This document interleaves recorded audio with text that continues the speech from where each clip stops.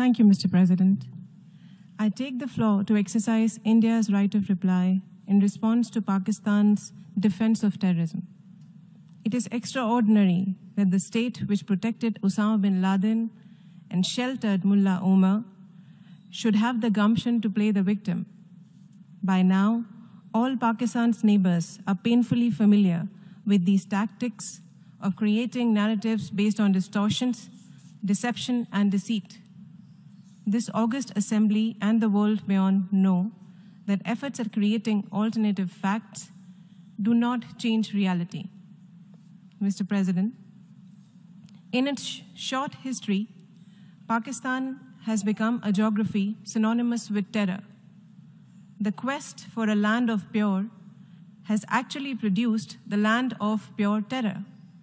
Pakistan is now Terroristan, with a flourishing industry producing and exporting global terrorism.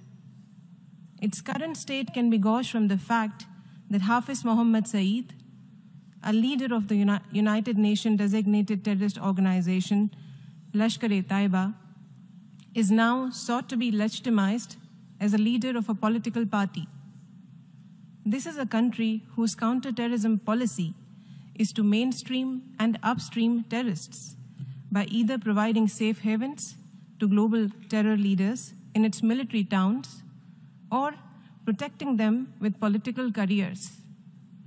None of this can justify Pakistan's avaricious efforts to covet the territories of its neighbors.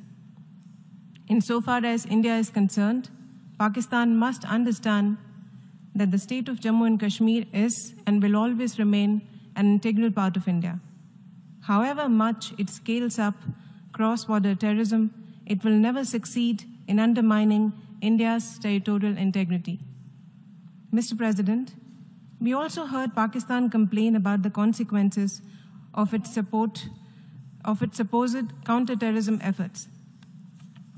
Having diverted billions of dollars in international military and development aid towards creating a dangerous infrastructure of terror on its own territory, Pakistan is now speaking of the high cost of its terror industry. The polluter, in this case, is paying the price.